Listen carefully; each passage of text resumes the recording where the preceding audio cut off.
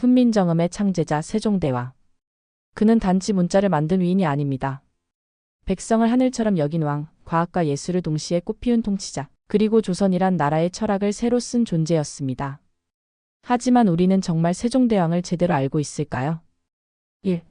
왕이 되기 싫었던 남자. 세종은 1397년 태종 이방원의 셋째 아들로 태어났습니다. 본래 왕이 될 자리가 아니었습니다. 장남 양녕대군이 세자였고 둘째 효령대군도 있었으니까요. 세종은 학문을 좋아하는 조용한 성격이었고 정치에는 별다른 야망이 없었다고 알려져 있습니다. 하지만 형 양녕대군은 기행과 불성실한 태도로 세자에서 폐위되고 맙니다. 이는 단순한 일탈 때문만은 아니었습니다. 양녕은 세종이 왕이 되어야 한다는 생각을 갖고 있었고 일부러 폐위되기를 자청했다는 설도 있습니다.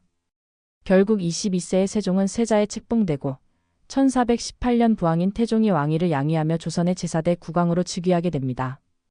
이때부터 세종은 백성의 삶을 근본적으로 바꾸기 위한 대혁신을 추진합니다. 왕이 되기를 원하지 않았던 그가 왜 가장 위대한 왕이 되었을까요? 2. 백성을 위한 통치 철학. 세종은 즉위 직후부터 백성이 곧 나라라는 철학을 실현하기 위해 노력합니다.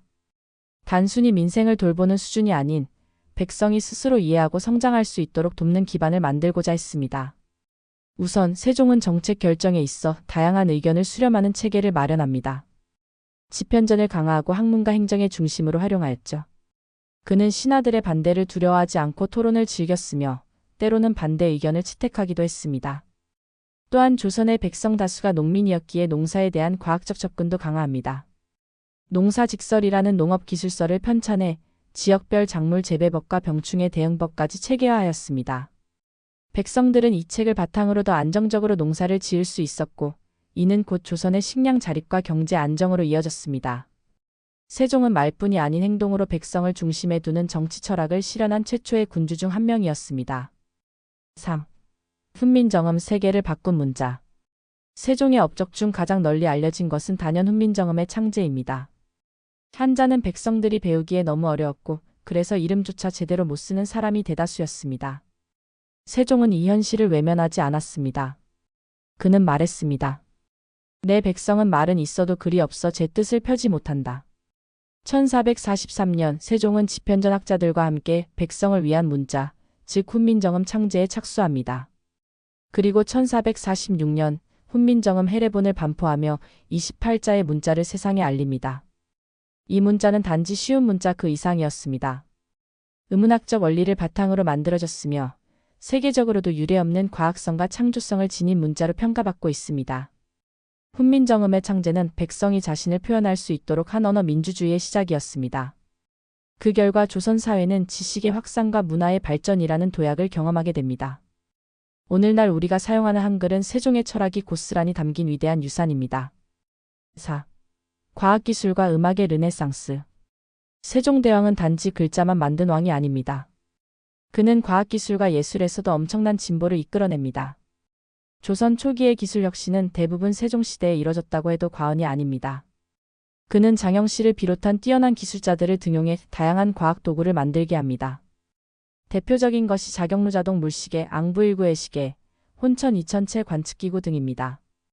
이들은 모두 백성들이 시간과 계절을 보다 정확하게 알 수 있도록 돕는 도구였고 이는 농사와 일상생활의 질을 높이는 데 큰 역할을 했습니다. 또한 그는 천문학 발전에도 힘썼습니다.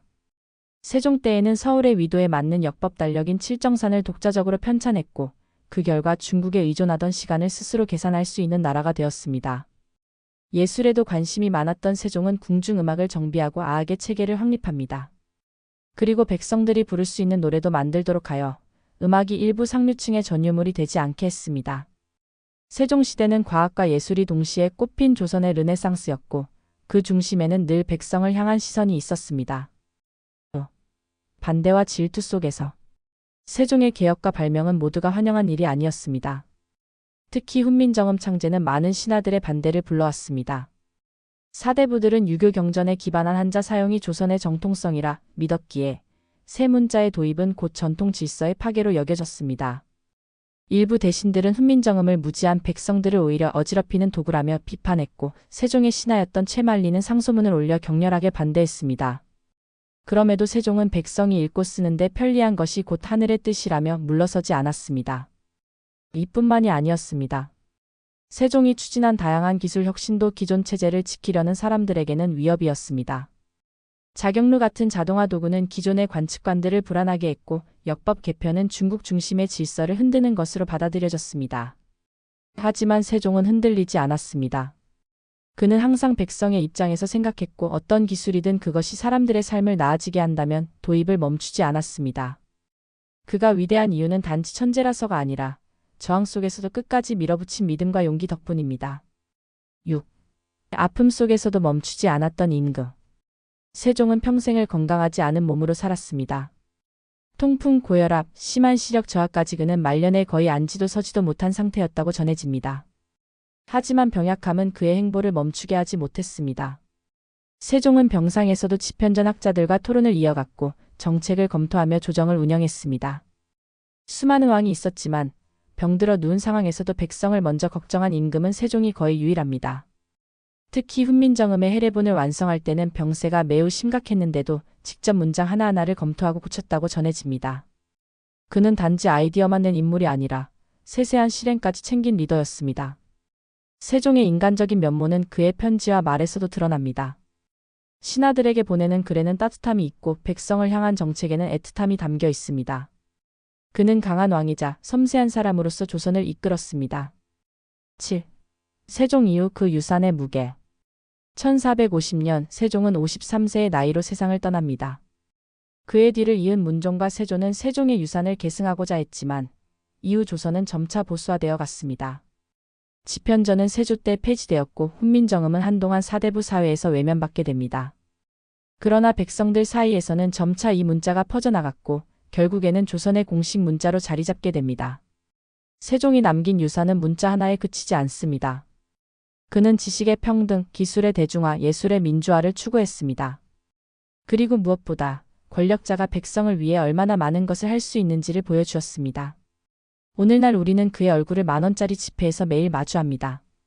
하지만 그것이 상징하는 가치는 단지 과거의 위인이 아니라 지금 이 시대에도 유효한 통치 철학과 인간 존중의 정신입니다. 8.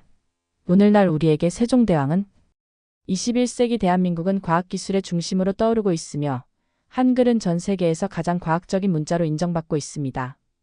그 중심에는 세종대왕이 있습니다. 그는 군주이자 개혁가였고 발명가이자 철학자였습니다. 세종이 꿈꿨던 세상은 지위와 신분에 관계없이 모두가 배우고 표현하며 자신의 삶을 개선할 수 있는 사회였습니다.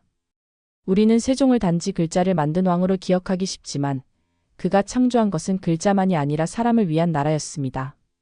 그의 생각과 철학은 오늘날의 민주주의, 복지정책, 기술 평등에까지 이어지는 사상적 뿌리가 됩니다. 오늘 우리가 당연하게 여기는 많은 것들은 사실 세종이 평생을 바쳐 만들어낸 기적의 결과물입니다. 그리고 이 질문을 남깁니다. 당신이 꿈꾸는 세상은 어떤 모습인가요? 세종처럼 그것을 이루기 위한 노력을 하고 있나요? 이 영상이 도움이 되셨다면 구독과 좋아요로 여러분의 응원을 남겨주세요. 다음 인물 이야기에서도 세상을 바꾼 한 사람의 진짜 모습을 함께 따라가 보겠습니다. 감사합니다.